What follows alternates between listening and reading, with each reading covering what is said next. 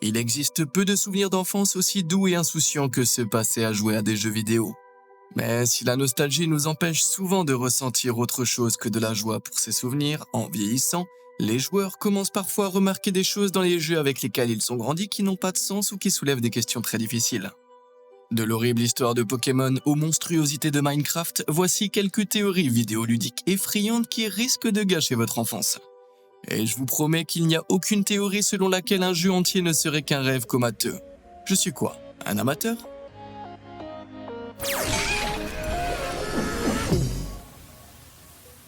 Malgré toute ma rage. Depuis 1991, Sonic le hérisson court, fait des pirouettes et inspire des fanarts horriblement dangereux pour le travail. Mais si je vous disais que le flou bleu n'est peut-être pas aussi libre qu'il n'y paraît à première vue? Penchons-nous un instant sur la maison de Sonic. Si le monde de chaque jeu de plateforme est un peu artificiel, celui de Sonic atteint un tout autre niveau. Jeu de mots oblige. Il y a des loopings et des tire-bouchons qui ne se formeraient jamais naturellement et qui n'existent que pour être parcourus à toute vitesse. De plus, le monde de Sonic est rempli d'objets conçus pour l'aider. Ressorts, dashpads, plateformes mobiles et power-ups. Et comme le monde de Sonic est décrit comme nature et vert, avec le méchant Dr Robotnik comme seule force industrielle présente, il est logique que Robotnik les ait mis là. Mais pourquoi créer des outils pour aider son ennemi juré? Eh bien, qu'est-ce que Sonic? C'est un hérisson, qui n'est pas techniquement un rongeur, mais une espèce que l'on range parmi les rongeurs comme les rats et les cochons d'Inde. Et vous remarquerez que ces animaux sont souvent gardés comme animaux de compagnie. En effet, selon cette théorie, le grand héros Sonic le hérisson n'est rien d'autre qu'un animal de compagnie en cage. Si tous les ressorts, boucles, tableaux de bord et plateformes mobiles n'ont pas de sens en tant que phénomène naturel, ils en ont en revanche en tant que machines d'exercice, comme des roues de hamster élaborées sur lesquelles Sonic peut courir. Bien sûr, il y a des ennemis et des pièges à éviter dans les niveaux, mais Robotnik a aussi donné à Sonic un moyen de gagner plus de vie. Ce qui n'est pas vraiment l'action de quelqu'un qui veut se débarrasser de Sonic, n'est-ce pas? Cela dit, je n'ose pas imaginer à quel point les primes d'assurance des animaux de Robotnik doivent être élevées. Terreur atomique. Pokémon, c'est une franchise plus réaliste qu'on ne le croit. Et non, je ne parle pas seulement du fait que ma mère m'a jeté hors de la maison quand j'avais 12 ans. Je parle du kit. Chaque région, chaque jeu Pokémon est largement inspiré d'une zone différente du monde réel. Épée et bouclier était un regard sur le Royaume-Uni à travers une lentille Pokémon, tandis que les jeux tropicaux Soleil et Lune étaient basés sur Hawaï. Aujourd'hui, les jeux Noir et Blanc se déroulent dans la région du Nova, qui est basée sur l'État américain de New York. Dans ces jeux, les joueurs peuvent attraper le Pokémon légendaire Victini, dont les fans pensent qu'il symbolise quelque chose d'assez sombre. L'entrée du Pokédex de Victini le désigne comme le Pokémon de la victoire, et indique que son corps contient une énorme quantité de pouvoir qui peut éclater à tout moment. Pour renforcer cette idée, Victini apprend beaucoup de mouvements sur le thème de l'explosion, comme Incinéré, Inferno et Final Gambit. Cela a conduit de nombreuses personnes à théoriser que Victini représente une bombe atomique. Le V de VJ signifie bien sûr victoire. Victini est également de type psychique feu, ce qui, si l'on devait attribuer des éléments à une bombe atomique, semble assez juste. En outre, dans le jeu, vous attrapez Victini dans un endroit appelé Liberty Garden, ce qui, à part l'attraper dans un McDonald's, est à peu près la chose la plus américaine à laquelle je puisse penser. Mais ce n'est pas tout. Vous vous souvenez que j'ai mentionné que chaque jeu Pokémon était basé sur une région différente du monde? Eh bien, le kit ON de Ruby et Saphir est basé sur la région japonaise de Kyushu, où se trouve Nagasaki. Si vous vous rendez à l'endroit où Nagasaki pourrait se trouver sur la carte, vous trouvez un énorme bunker souterrain construit pour protéger les gens d'un événement cataclysmique. Et qu'y a-t-il à l'intérieur de ce bunker? Des terres stériles, comme les conséquences d'une explosion atomique. Mais ne vous inquiétez pas, Victini est en sécurité entre les mains rationnelles et matures de votre protagoniste de 12 ans. Réfléchissez à 2 fois avant de lancer cette Pokéball. Cochon effrayant. Au cours de mon immersion dans le monde riche et créatif de Minecraft, j'ai eu la malchance d'interagir avec les méchants creepers de temps en temps. Et non, je ne parle pas de mon oncle Danny qui m'invite toujours à rejoindre une partie avec lui à 2h du matin. Je parle de ces gars-là, les grands verts et effrayants bizarres qui ont une terrible propension à exploser et à détruire mon dur labeur. Mais saviez-vous que de nombreux membres de la communauté Minecraft estiment que ces terrifiants bombardiers ont en fait une origine plutôt pittoresque? Il s'agit de l'humble cochon, et beaucoup supposent que ces douces et adorables créatures ont évolué pour devenir les monstrueuses bestioles que la communauté craint aujourd'hui. Mais cette hypothèse n'est pas aussi farfelue qu'elle en a l'air. Pour commencer, le jeu contient déjà des pigments, ce qui nous permet de savoir qu'à un moment donné, l'humble cochon a emprunté une voie d'évolution ramifiée. Et bien qu'ils soient dangereux, les creepers ont tendance à vivre en troupeau, tout comme les cochons. On les trouve aussi fréquemment dans les grottes qui contiennent des champignons et dans le monde réel, les cochons sont régulièrement utilisés pour renifler les truffes. L'autre endroit où on les trouve, les forêts, explique pourquoi ils ont évolué pour devenir grands et verts, afin de manger les fruits des arbres et de se fondre dans leur environnement. Il y a même un niveau méta à cette histoire, puisque les creepers sont apparus lorsque le créateur du jeu, Notch, s'amusait avec un modèle de cochon et a fini par l'allonger et à en changer la couleur. Aimant ce nouveau design effrayant, il a décidé d'intégrer l'abomination dans le jeu. Mais pourquoi est-ce qu'ils explosent? Eh bien, comme beaucoup d'autres animaux de ferme, les porcs produisent beaucoup de méthane, si vous voyez ce que je veux dire. À tel point que certaines fermes ont même commencé à exploiter ce méthane comme source de carburant. Ainsi, lorsqu'un creeper fonce sur vous et explose, vous n'allez peut-être pas vous retrouver dans une boule de flammes, mais plutôt dans une boule de paix, comme si le fait d'être enfumé par ces choses n'était pas déjà assez pénible. Qu'est-ce que vous en pensez? Cette théorie tient la route ou est-ce que je suis en train de m'enflammer? Dites-le moi dans les commentaires ci-dessous. Et n'oubliez pas de liker et de vous abonner pour avoir encore plus de spéculations sur les jeux. En parlant de ça, qu'est-ce qu'on a ensuite? Hantise des affamés. Dans toutes les cultures, l'humanité a été hantée par la notion qu'il pouvait y avoir quelque chose de sombre, d'horrible et d'inconnaissable au-delà de la mortalité. Et selon Pokémon, il s'agit d'animaux de compagnie. Les Pokémon de type fantôme font partie intégrante de la série depuis la sortie du premier jeu en 1996. Ce sont des apparitions effrayantes et mortelles qui ne peuvent pas être touchées par les attaques de type normal, ce qui a amené de nombreux fans à se demander si les Pokémon spectres sont si fantomatiques, comment est-il possible de les attraper? Pourquoi ne disparaissent-ils pas tout simplement ou ne traversent-ils pas la Pokéball? Et si je vous disais que les Pokémon spectres, tout comme les méchants des super productions des années 2010, ont tous l'intention de se faire attraper? En effet, ces créatures d'apparence innocente sont en fait des marionnettistes sournois, et leur but ultime, c'est de capturer les âmes humaines. Par exemple, la description du Pokémon Baudrive, fantôme de ballon, indique qu'il tente d'attirer les enfants en s'agrippant à lui, pour ensuite s'envoler avec eux et ne plus jamais être revu. Prenons ensuite l'exemple du merveilleusement bien nommé Trépassable. Comment ce type Sol Spectre pourrait-il être maléfique? C'est un tas de sable, c'est tout. Eh bien, son entrée morbide dans le Pokédex nous informe que, juste sous sa surface amicale, il y a une masse d'os laissée par des gens dont il a drainé la vie.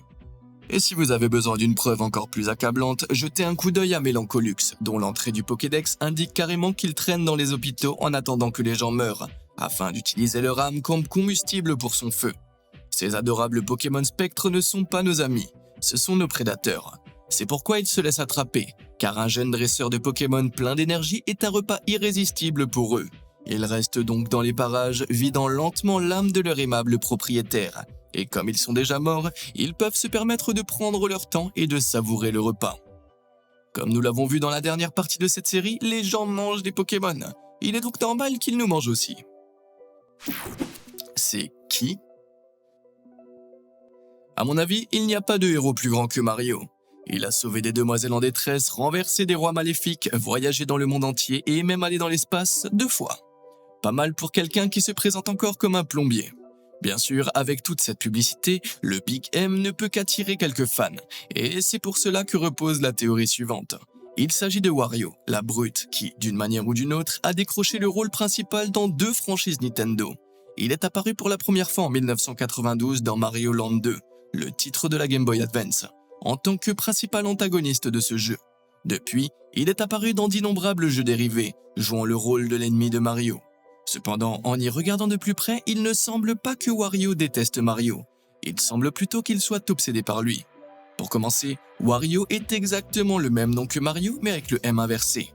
Pour ce qui est des vêtements, Mario et Luigi sont tous deux plombiers et frères, ce qui explique leur tenue similaire. Wario, lui, n'est ni plombier ni frère de Mario, mais il s'habille exactement comme eux. On dit que la plus grande forme de flatterie, c'est l'imitation. N'oubliez pas que Mario est une célébrité dans le royaume champignon. Il a même le droit à sa propre parade dans le jeu Odyssey. Il y a fort à parier que Wario connaissait Mario bien avant que les deux ne se rencontrent. D'ailleurs, voici la maison de Wario lors de sa première apparition. Vous remarquez la statue géante et effrayante de Mario à l'arrière? Wario n'est pas un ennemi juré, un rival ou un membre de gang. C'est un fan obsédé qui s'habille comme Mario et le traque. Si on considère que l'un des traits caractéristiques de Wario c'est sa cupidité irrépressible, il est possible que son imitation de Mario soit plus une tentative de profiter de la popularité du Big M qu'une véritable obsession. Je sais pas si ça le rend plus ou moins méchant. Donner un coup de main à Freddy. Five Nights at Freddy's est une série de jeux de survie et d'horreur qui, bien que classés comme convenant aux 12 ans et plus, sont incroyablement populaires auprès des enfants dès l'âge de 6 ans. Vous incarnez un protagoniste qui est traqué par ce qui est essentiellement des versions moins effrayantes des anciennes animatroniques de Chuck E. Cheese. Sur le plan de l'horreur, les jeux annoncent du sang et du gore, optant pour des chocs et des frayeurs plus innocentes, bien qu'effrayantes. Avec 8 jeux principaux, de nombreux produits dérivés et même plusieurs livres, la série contient plus de rebondissements qu'un bol de spaghettis. Cela dit, il y a une chose qui préoccupe la communauté depuis le premier épisode, qui a laissé cette empreinte de main sur Freddy. Si vous regardez de plus près le modèle de Freddy, vous pouvez clairement voir l'empreinte de paume de main sur son visage. Ça a conduit la communauté à spéculer sur l'identité de la personne qui l'a laissé là et sur les raisons de ce choix. Certains fans affirment qu'il s'agit d'une preuve que Freddy est à l'origine de la fameuse morsure de 1987, un incident important dans le canon au cours duquel un animatronique a grièvement blessé un enfant après l'avoir mordu. Le nom de l'animatronique en question fait l'objet de spéculations depuis des années. Quelqu'un essayant de s'éloigner de Freddy a peut-être frappé son visage assez fort pour laisser la marque, mais l'empreinte de main semble trop grande pour avoir été laissée par un enfant. Cependant, une autre théorie intéressante suggère que l'empreinte a été laissée par nul autre que Freddy lui-même. Vous voyez, les animatroniques sont constamment mélangés et assortis, ce qui donne des créations bizarres comme Mangle. Il est également entendu que les animatroniques sont creux à l'intérieur, comme des combinaisons vides dotées d'un esprit propre. La taille et la position de l'empreinte de main n'ont rien à voir avec une tentative de repousser Freddy, mais plutôt avec une tentative de lui arracher la tête. Cette théorie suit qu'à un moment donné, une malheureuse victime se trouvait à l'intérieur d'un costume comportant une tête de Freddy qui s'est retourné de manière terrifiante contre elle. L'occupant paniqué a alors essayé frénétiquement d'arracher la tête, mais il a connu un sort funeste.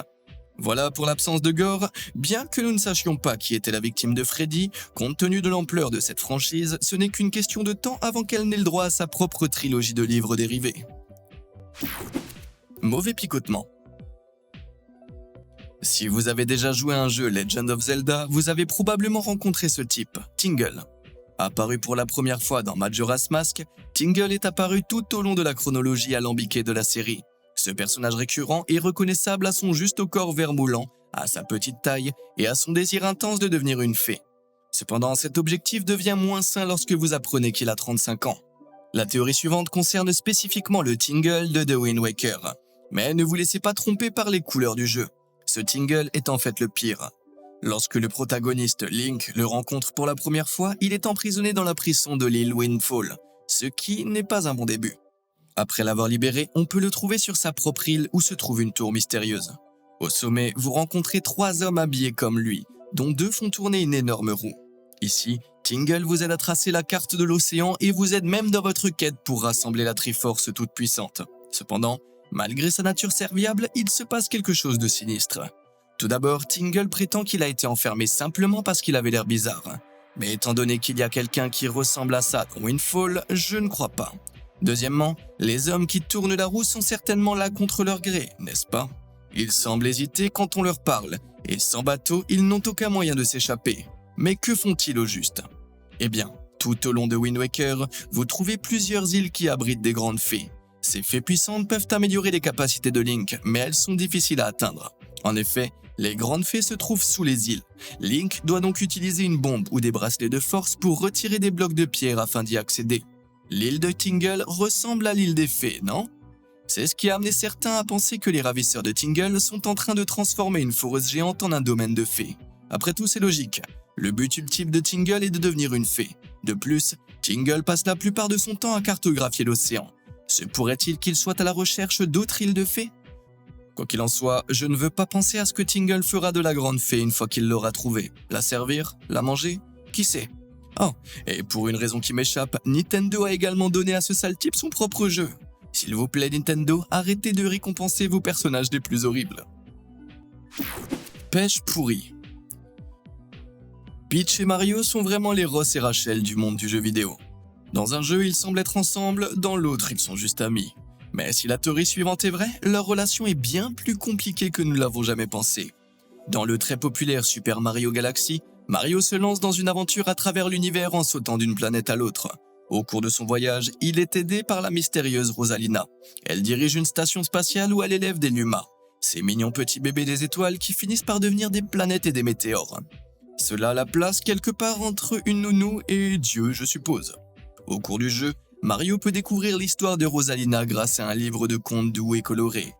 L'histoire nous apprend que lorsque Rosalina était une petite fille, elle a été emmenée dans l'espace et a fini par construire la station spatiale avec les Luma.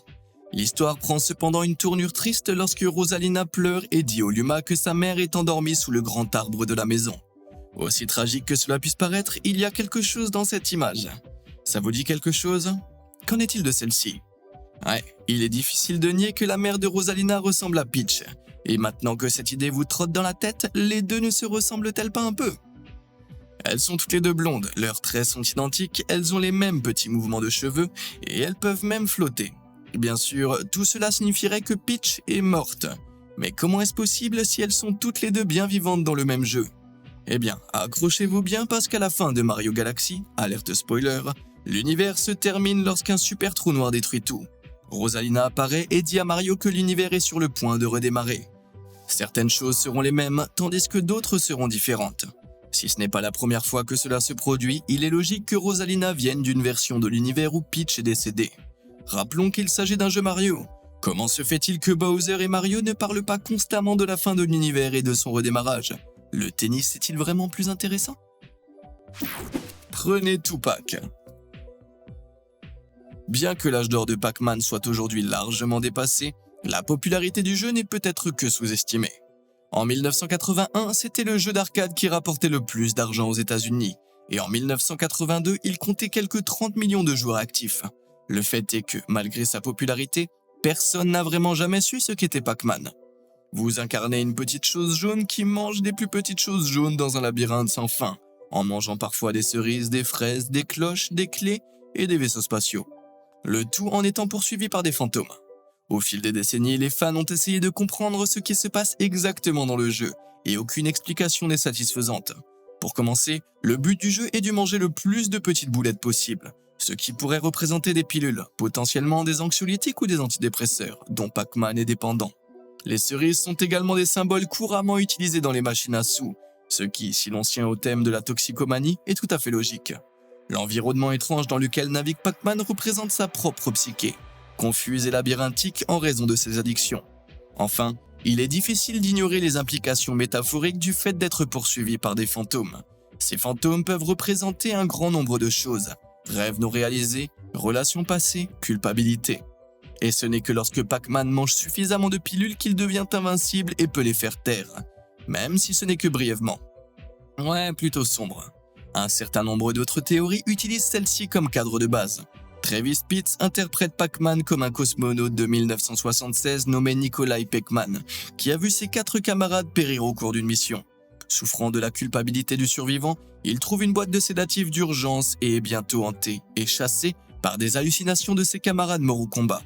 Bien entendu, les interprétations plus littérales du jeu ne sont pas moins troublantes. Selon une théorie, le labyrinthe dans lequel évolue Pac-Man est en fait une sorte de nid, et les boulettes qu'il dévore sont des œufs. Plutôt que des esprits cruels, cette théorie dépeint les fantômes comme des créatures horrifiées, essayant désespérément de sauver leur bébé à naître. Alors attendez, est-ce que ça fait de Pac-Man le méchant? Quoi qu'il en soit, je pense que la leçon à retenir est la suivante. Si vous voyez une créature mignonne, ronde et unicolore se diriger vers vous, prenez votre bébé et courez. Splatocalypse Now.